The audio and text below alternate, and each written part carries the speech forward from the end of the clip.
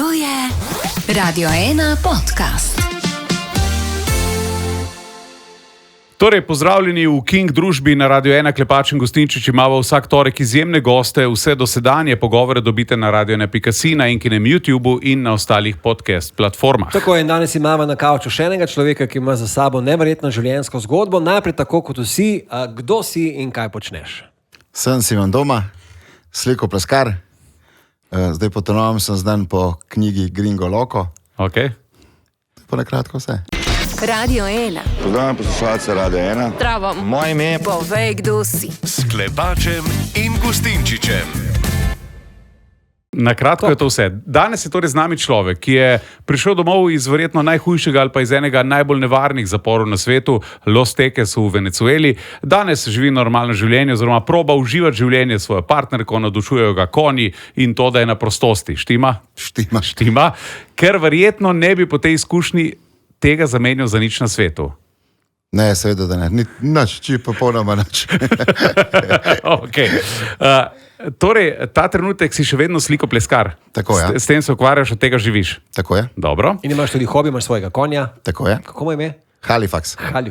Dobro. Te ljudje jemljajo kot kriminalca, kot heroja ali kot normalnega Simona, ki je plačal ali pa preplačal svoje grehe. Bi rekel za normalnega človeka, ki je plačal svoje grehe. Ja. Torej, ne misliš, da si preplačal? Mislim, da ne. Verjetno v večini normalnega sveta bi šel skozi manj težav. Ne? Sigurno, ampak mogoče pa nekako sem pa rabo to, ne lih dobesedno, ampak ja, ne poveličujem tega, da sem pa zdaj neki ali pa žrtev ali karkoli. V bistvu sam sem si to skuhal, sam sem pojedel. Dobro. To je to v bistvu. Se ti zdi, da družba, okolica širša, lažje sprejema človeka, ki naredi eno takšno stvar in o njej govori, kot pa nekdo, ki je tiho in o tem ne govori? Ti je pomagalo to, da si zdaj recimo v Sloveniji, da si sprejet na dober način, ne? Mislim, meni je vsekakor bolj, da sem nekako to povedal. Ja. Jaz nisem človek, da bi pa mogoče se s kakšnim psihoterapeutom pogovarjal o tem. Ja. Tako da moj terapeut je bil Aleš Čar. Tako da v bistvu on je torej avtor knjige, tako je. On je v bistvu prvi izvedel celotno zgodbo, tako da meni je bilo lažje. Pa tudi zdaj mi je nekako lažje, da me tako ljudje sprejmejo dobro, kot me. Torej, Gringo Loco je bila tvoja psihoterapija? Točno tako. Ja. Je bilo težko njemu povedati svojo zgodbo? Si jo še komu povedal tako podrobno kot njemu? Ne, tako podrobno. Frendu? Nobenemu. Ne, nobenemu. V bistvu nikoli nisem te zgodbe nekaj prav govoril, ni jih nekaj zahvaliti, iskreno. Ja. Te moje prijatelje, ko so me spremljali, oziroma ko so mi pomagali, ko sem bil v Venezueli, moje mami, oni so vedeli, pa tudi ne vse.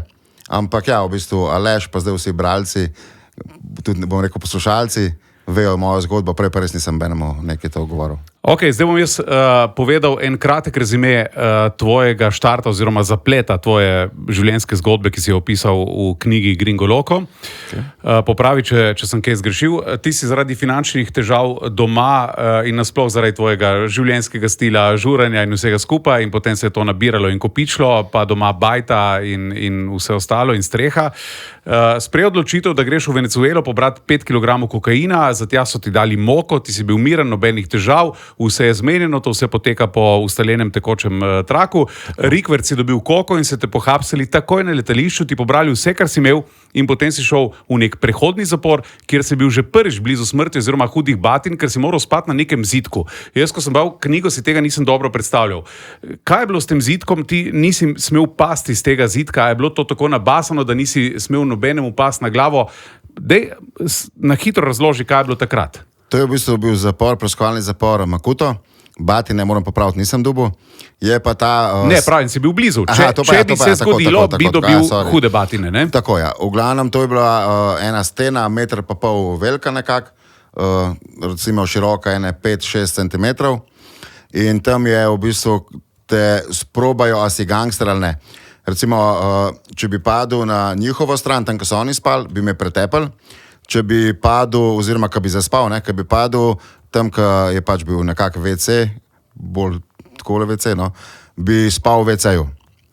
Tako da jaz sem v bistvu celo noč mogel sedeti na tem zidu. Ja. In hvala Bogu, en Anglešk, ne vem, kdo ga je poslal, jaz kar pravim, da ga je Bog poslal, je z mano je rekel, jaz bom s tabo sedel. Mi je bilo pravno čudno, thanks, ne. Tako da vsakemu času v bistvu on je z mano sedel do 6 zjutraj na temu zidku. Jaz niti nisem več vedel, kako se ne usedem, že toliko se je bolel, ampak sem zdržal, hvala Bogu, velika zahvala njemu.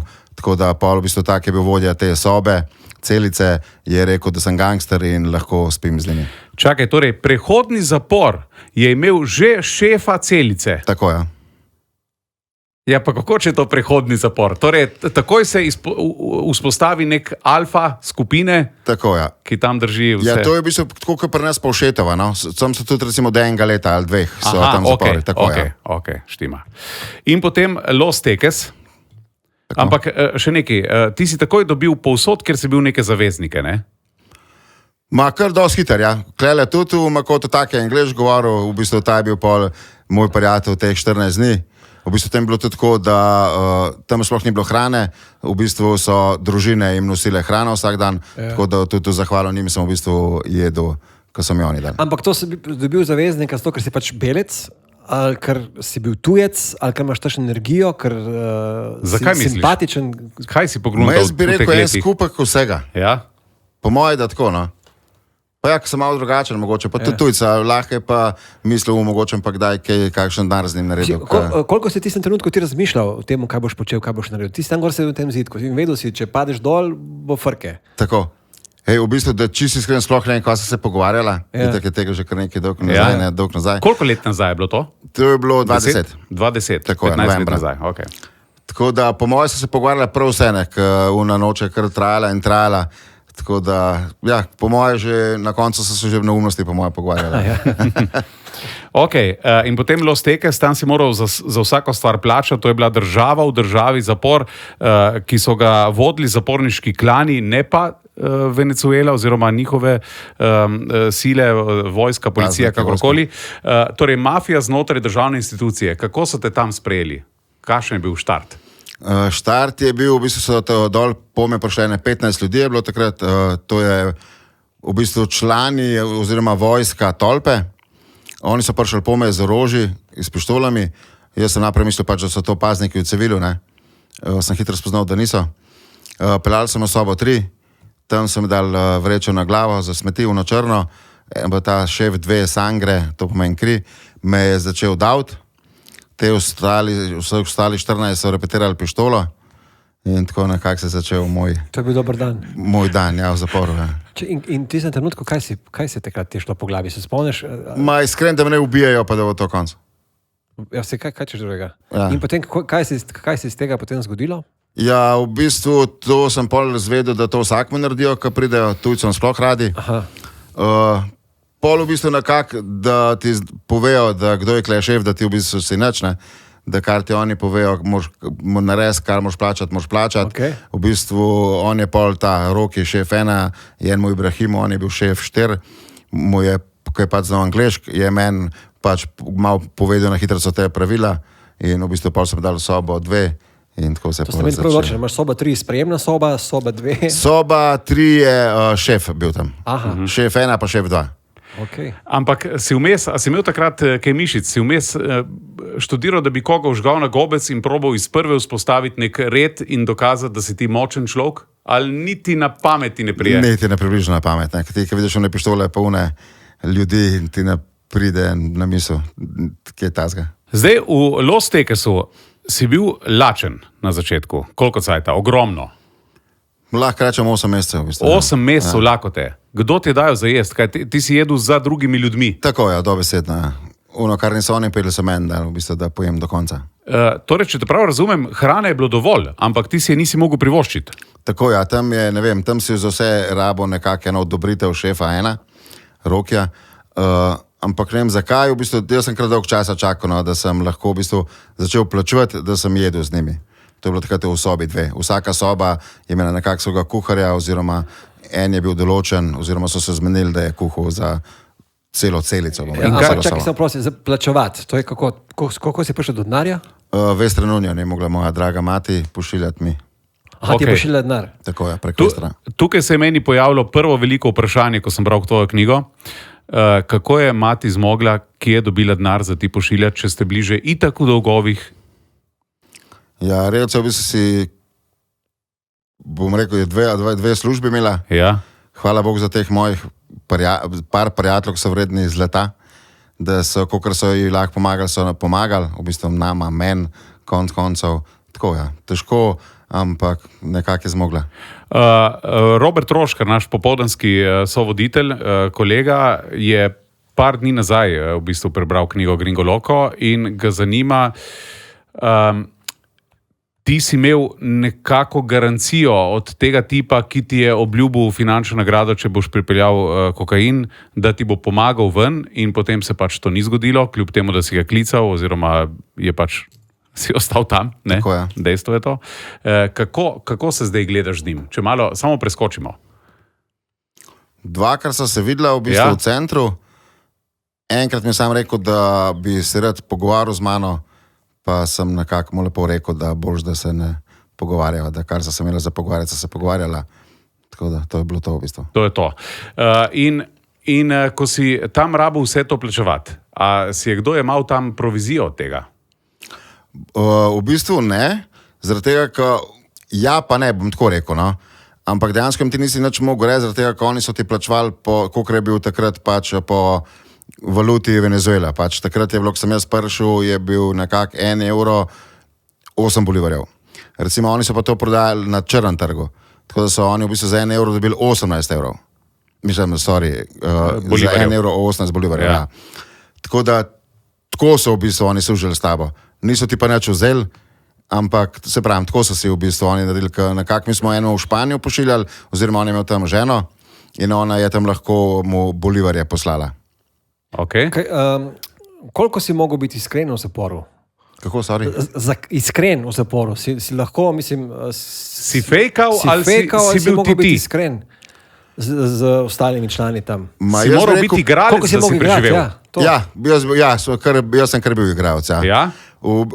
Bom rekel, v takih stvareh, ko so rekli, da se jaz vem, ti si gangster v Sloveniji, sem jaz rekel, sem. V bistvu take laži. Okay. Da si se povzdignil? V bistvu ne povzdignil, ampak da si bil nekako tako kot oni.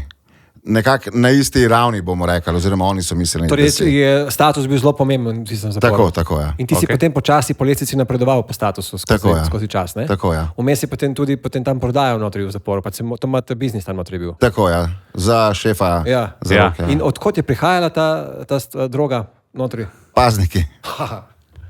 Pazniki pa vojska. Državni paznik in vojska Tako. so spet pobirali provizijo, zato ker so... V bistvu oni so noter nosili, tako je. In tudi orožje, vse je prihajalo preko paznikov. Vse. Tako je. In če sem prav razumel, vojska je čuvala oziroma pazila zunanji del zapora. Tako, ja. In oni niso smeli vstopiti notri? Razen, ko se nam kaj prinesela, pa na začetku, kaj je bilo štetje. In to je to? Tako je. Simon, najhujše, kar se ti je zgodilo v zaporu. Ti si v bistvu gledal, kako umirajo tvoji sojetniki, tvoji frendi. Tako je. A je bilo to najhujše? Ali se tega človek navadi? Dej mi to pove. Ker tam je umrlo koliko? Po 5 ljudi na dan. A sem jaz prav jel ta podatek? Mislim, to je v tednu, ampak to ne samo moje tolpi, tam je bilo 5 tolp. Pač v zaporu. Tako da vse je skupaj, tako je v zaporu. Ja. Tako je. In to, kar počistijo, odnesejo v vreči ven? Ni vreče, samo odnesejo pač ven. Ker vmes si rekel, da je vojn konstantno po krvi. Ja, tam so tudi veliko pretepa ljudi, ki so dolžni, tako da v kri se bom nekako zažerel te stene, bom tako rekel, no, oziroma se je zažrle že odprej. Čeprav piše, da je bilo vse čisto ko suza, da ste non-stop čistili. To pa je 3-krat na dan, v petek prav hektolitri vode po tleh, v bistvu se prav ribal na orang, drugače pa 3-krat na dan se je čistil. Jaz mogoče bi se vrnil nazaj, recimo za tiste, ki niso knjige prebrali. Ne? Ja. V zaporu je bilo 5 tolp in to so bili med sabo ločeni. Vsak je imel svojo funkcijo v teh Tako, ja. Ne? Torej, kaj so počeli? Ti si bil kateri tolpi? Special tolpa, Roki je bil tvoj šef. Tako, ja. Imaš še kakšne kontakte z njim? V bistvu te luzeroti, to so te vojaki, bom rekel, ki so po me pršali, v njih 15, ki na začetku, smo še zdaj na vezi.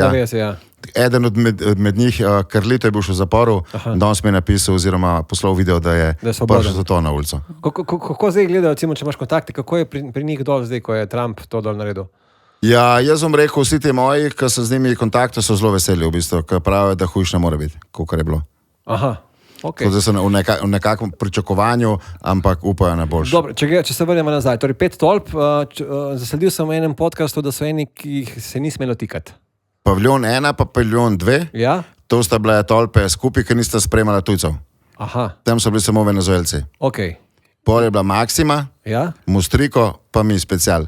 Mi trije smo bili prijateljske tolpe. A ste bili povezani? Tako ja.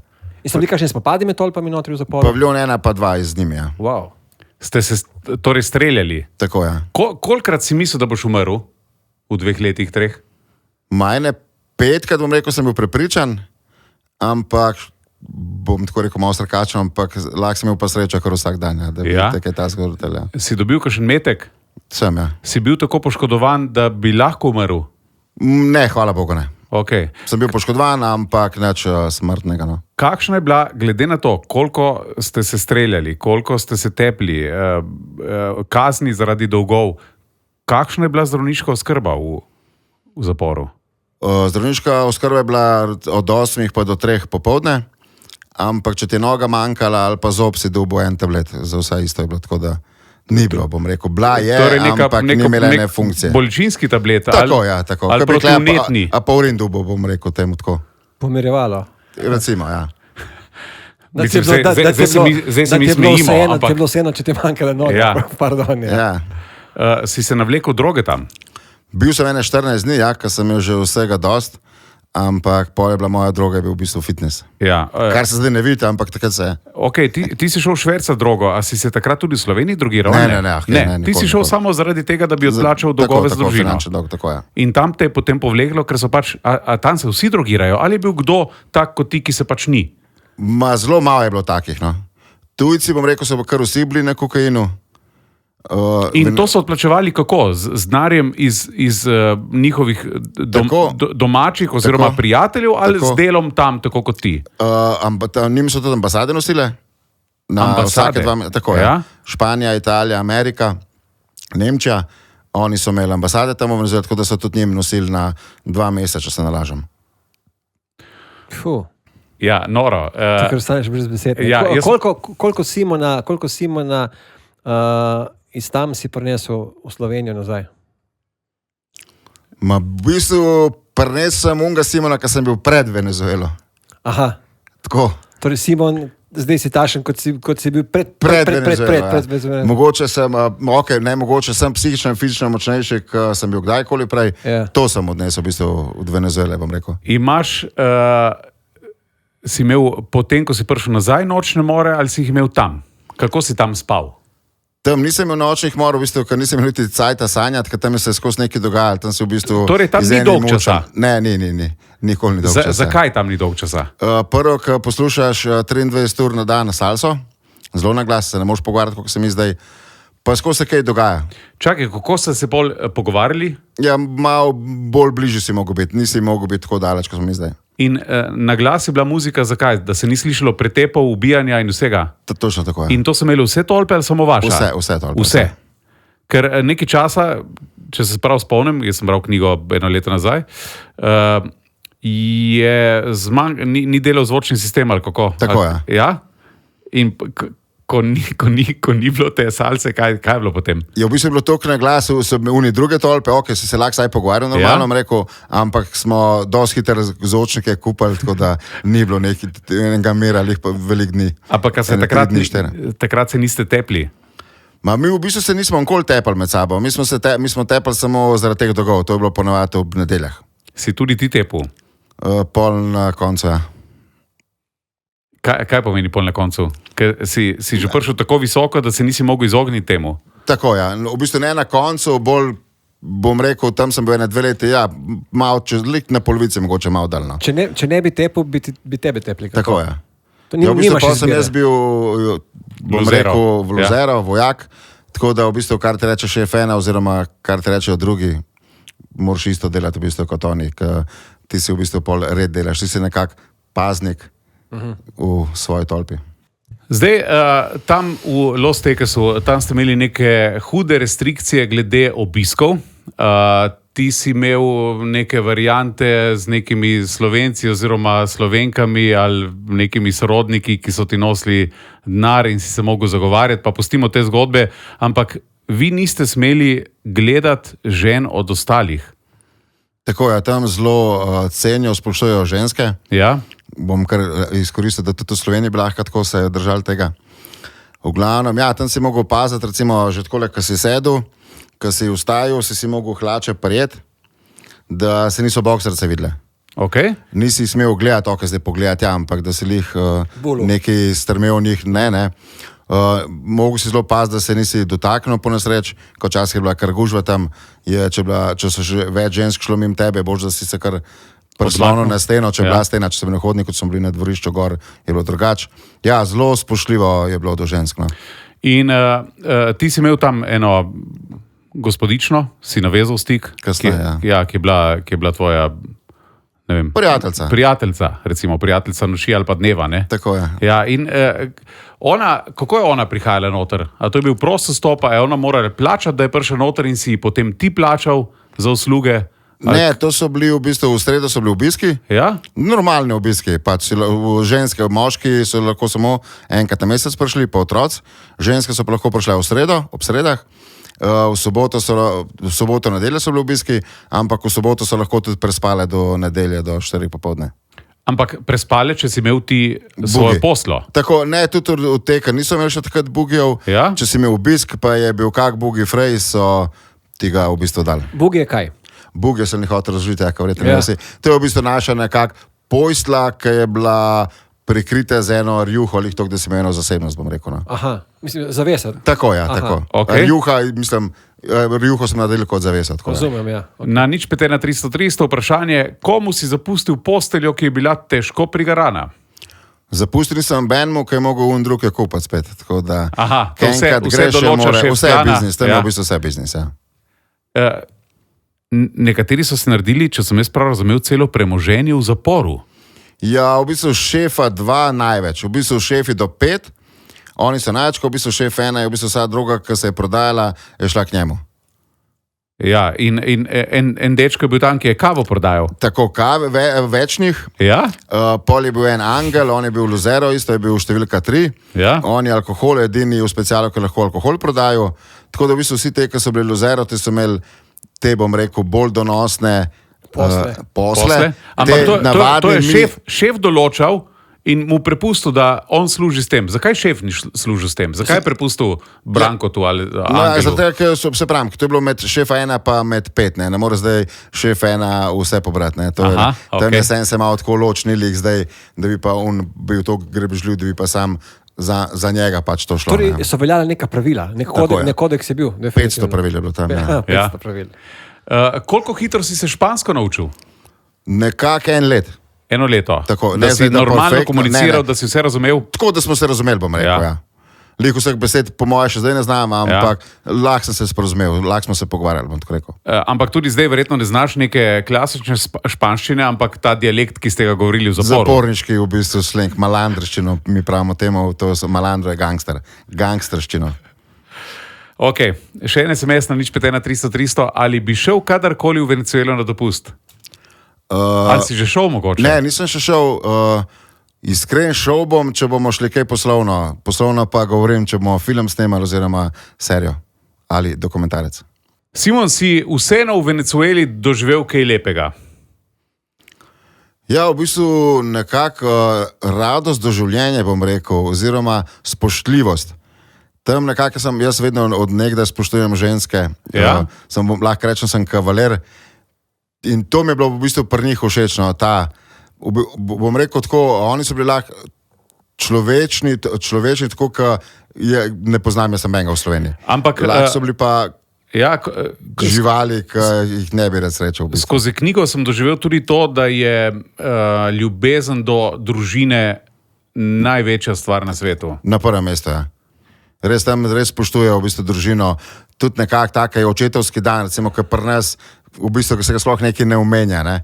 Tam je recimo to, ne vem, prav praznik orang. In ena mama od nekoga ti je prišla neko roko dati in dati hrano, ali kaj je bilo to? Ne, to se pa zgodilo rodeo 2. Ja? Jaz sem bil tam pač na enih vratih in ena obiskovalka, mama od enega pač zapornika, je prišla do mene in rekla, če me lahko objame. Sem si vse mislil, kako bi me pobila. Sem rekel, ja, seveda me lahko, ne. Me je objela, pa je rekla, glej, ne moram ti dati to, kar bi ti tvoja mama, tako objem, ampak vsaj občutek. Tako, in to je bila X oseba? Čisto ena, ja. V bistvu sem tako prav mogel se dobro zadarjati, da se nisem zjokal v bistvu tam na onih vratih. No, ampak tam, glede na knjigo, si imel tudi neko srečo, so se ti zvezde poklopile, da si dobil nekega zaveznika noter, spet nekoga iz nekih vrhov politike ali ne vem koga v Venezueli, da ti je pomagal priti domov nazaj. Ja, on je imel kar dosti prstev mesta, pa mi smo ga v knjigi imenovali Don Colombiano. Ja? On je dosti pomagal, ja, v bistvu, da sem je v bistvu tudi malo zmanjšal. Zakaj tebi? Zakaj? V čem je finta? V bistvu, ne, jaz pravim, zaradi moje karizme, ali ne, zaradi česa. V glavnem pa tudi, ja, v bistvu pa tudi zaradi tega, ker on se je meni smilil. Recimo, on je ob 8 zjutraj ven šel in so ga pripravili ob 6 zvečer nazaj. In sem vprašal, sem rekel pazniku, gospod Bogi, ne, kam ga pa tako skozi pelete, ne, pa pravi, ja, ima sladkorno, pa ga v bolnico vozimo, ne. In jaz sem tam, kruh je bil zelo težko dobiti, ker v bistvu zaporniki so ga delali, določeni zaporniki tujci, ampak ta kruh je šel na ulico, v bistvu so ga prodajali. No, ampak nekako, jaz sem rekel, če hoče nazaj notri, da mi mora vsak eno žemelco prinesti. Ja. Ta lokalni nekšen jok. In so mi seveda skozi prinesli vsak eno žemelco, tako da sem na koncu vedno 8 žemelc, primer. No, in ta gospod, ki je hodil nazaj, sem mu jaz dal eno žemelco, kao Bog, sem si mislil, Bogi cel dan nič ne jedu, ne.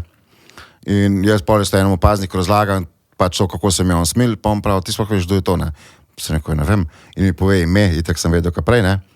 Sem rekel, ja, ok, in pa pravi... Branko Brankič, ja. Ja, recimo, ja. Je rekel, ne vem, ti veš, da je tako, on je najbolj... vplivnih? Bom rekel, vplivnih v Kolumbiji z drogo.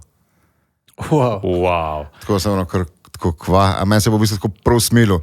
In nekako je tako rekel, ti si edini polk, so se pogovarjali s tem Donom, bom rekel, je rekel, sem jaz edini, ker nisem nič hotel od njega, v bistvu sem mu še dajal. Ja, kaj bi rekel tako, na oko čez palec, koliko mesecev ali pa let je on prišparal? 5. Wow. Veš, kaj me zanima? Jaz to, kar rečem, ta wow, da sem že sam dosedan sam sebi.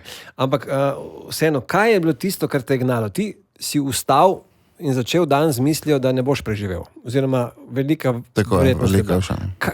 Kaj te je držalo po konci? Ljubezen do moje mame, ljubezen do družine, do mojega sina, do vsega v bistvu. Ko si bil toliko cajta tam, verjetno nisi imel cajta za razmišljati kaj drugega, ampak izključno o preživetju, to po mojem ti je zaposlovalo en kup tvojega možgana, ja? Ampak a si kdaj pomislil, kako bi pojedel en čokolino ali pa neki, kaj si iz Slovenije najbolj zaželel? Red Bull, resno, zakaj? Ne vem, sem furat Red Bull pil, ja. In tam v Los Tekesu so lahko vse dubo, ampak Red Bulla pa ne. Tako da, ko sem bil pol v rodeo 2, mi je isto zadal tako vprašanje en paznik. Ja. In sem rekel Red Bull. Kaj pa neki smoki? To smo kar imeli, no. Aha, okay. Smoki pa čisto to smo kar imeli, v bistvu ta Red Bull mi je, ne vem, tako kaj stopa sem rekel Red Bull. In on prije čez 3 ure, prav, da kje imaš on kozarc, ker sem imel en skozi kozarc, ker ni valjda mi nisem imel prinesti kar tako Red Bulla, ne. Je zliv not let, mi prinese, to je zate. Uno, ko sem povohal, ko sem naredil požek, sem rekel, kje je to? Ok. Baje obstajajo ženske, ki imajo fetiš na zapornike, a si to doživel mogoče? Tam v Venezueli mogoče, ja. Ki se zaljubijo prav v zapornike in iščejo neke gangsterje, recimo. Tam v Venezueli, ja, klepa, hvala Bogu, se je zaljubila Petra vame, tako da v bistvu po 4 mesecih sem vam prišel, v bistvu zdaj so zaročena in moja zaročenka. Bravo. Hvala, lepa, hvala. Ja. Tako da, ja, ona je moja gangster woman, ki sploh ni, ne, ampak ja. Jaz bi še nekaj vprašal, ne toliko hitro vprašanje, ampak mogoče še malo bolj tako. Kako se je spremenil tvoj odnos do svobode? Koliko se mi zavedamo, kaj imamo? Ja, jaz bi rekel, da vsaj jaz se nisem tako iz sebe izhajal, da nikoli nisem niti razmišljal, kaj je to svoboda, koliko je to, če imamo svoboda, ne, ampak pokaj ti naenkrat vzame, v bistvu ti največ pomeni svoboda. In to, kaj enkrat zgubiš, tudi recimo, ko sem imel pol na dobu, bom rekel, se sploh ne more primerjati z Venezuelo. Vse je milijonkrat boljš. Ampak zmeraj ti nimaš svobode. In zdaj, kot sem tudi doskrat, v bistvu, ko sem sam doma, recimo, ali pa ko sem s konjem, prav tako fakt, tako prav svobodno. Imamo Jakova, Jakov fakt je v redu. Sem tako prav počutim se svobodnega, kar se prej nisem. Ker dejansko v Los Tekesu si imel vse, ti si bil v bistvu kralj med zaporniki, nisi bil šef, si bil paznik, si imel svoje orožje, si ti držal pravila oziroma skrbel za to, da se jih držijo drugi. Tako je. A si takrat pomislil, kako bi bilo fajn biti zunaj? Ali si bil takrat v svoji svetu v igrici? Tako je, prav dobro si rekel tole igrica. Jaz sem bil res prav v eni igrici, tako še zmeraj dojemam to, tako kot sem se prej pogovarjal. Jaz sem tam v bistvu se rodil, tam sem umrl. To zelo rad povem, ker v bistvu je tako res bilo. Tam iskren, jaz v svobodi nisem veliko razmišljal. Ker sem bil res kar 90%, da nam videl svobode. No, tam si ukalupljen v nekih tračnicah, iz dneva v dan, zb sistem in... Točno tako. Nikoli ne veš, kdaj boš končal. Ja. Tam res nisi nikoli vedel. No. Še to, če bi danes srečal Simona pred Venezuelo, kaj bi mu rekel? Ne se sposoja denarja. Okay. Nič 51300, pozdravljeni, zelo zanimiv pogovor. Zanima me, kako je vzpostaviti stik, kako je vzpostavil kontakt z vodjo mafije, ki se mu ima zahvali, da je tako hitro prišel domov in da je, ali ima še stik z njim. Torej, govorimo verjetno o Rodeu, ja? A imaš še kontakt s tem šefom? Maila sva lanskrat, v bistvu z njegovim desno roko. Mi je samo napisal, če imam čas, da pridem v Španijo. Smo jih knjigo pisali, pa nisem imel časa. Okay. Kam ti pišejo? A lahko poveš? Na WhatsApp. Na WhatsApp. Je kdo slučajno od vseh, ki si jih spoznal tam, oziroma na tej poti v vseh zaporih, prišel kdaj v Slovenijo? Prišel je Vladislav iz Bolgarije. Aha, tudi si ga omenil v knjigi, ne? Tako je. Ja, tudi preživeli. Tako. Ja. Wow. To je to. Ja. Tle nekdo je vesel in komaj čaka, da bo film. Z veseljem ga bomo gledali, piše na nič 51300. Hvala. In Simon doma, koliko vas je doma v Sloveniji? Koliko se vas piše? Ni nas toliko veliko, hvala Bogu. Ja. Ja, iz moje strani v bistvu nas je zelo malo. Ja. Ampak sem pa slišal, ko smo bili na knjižnem sejmu, je en gospod prišel, da prav eno drevo delajo in da se tudi on doma piše. V bistvu on prvi, da se doma piše, pa da jaz ne poznam, bom tako rekel. Aha, ok. Ja, hvala lepa, ostani na tvoji dobri poti. Si prepričan, oziroma kakšen odziv imaš? Si koga mogoče odvrnil od tega, da bi se podal po tvoji poti? Zelo rad se pohvalim. Ja? Prav pohvalim, da je že veliko ljudi mi je napisalo na Instagram oziroma prek Facebooka, Messengerja, da koliko sem jih že odvrnil. Tako da lahko rečem, da jih ne moram več na prste prešteti, niti na nogi, niti na roki. Dejansko, resno. Ja, tako da, pa ne govorim samo o mulah, tudi o kakih drugih problemih. Zdaj na zadnje mi je napisal na Instagram, da je 3 leta bil na kokainu, ki je prebral mojo knjigo, da je 2 meseca že čist. Čestitke, bravo. Tako da sem zelo na njega ponosen. Njemu in na te, mislim tebi. Vsem nam jaz pravim. Ja. Bravo. Simon, hvala lepa, upam, da si se v naši družbi počutil dobro. Super. In da se še kdaj vidimo in nazdravimo na tvoje bodoče uspehe, ne na minule, ampak na bodoče uspehe. Najlepša hvala. In če si zračen, bo kmalu poroka, ne? Zdaj je zobni aparat dobila, tako da me je predstavila za 1 let. Ja. Zdaj ima to izgovor. Pa Klepači Gostinčič ima veliko izkušenj z vodenim porok. V glavnem. Ne, bomo izkoristili. Dobro. Hvala lepa, drage poslušalke, poslušalci. Torej, vsi dosedanji podcasti oziroma pogovori so na Facebooku, Instagramu, YouTube in radio1.si in tudi današnji bo v kratkem. Tako je. Lahko kliknete gor in pogledate vse dosedanje. Hvala lepa, Simon, tebi za obisk. Hvala vam za pozornost. Hvala lepa, ker ste si vzeli čas. In naslednji torek nova zgodba. To je Radio 1 podcast.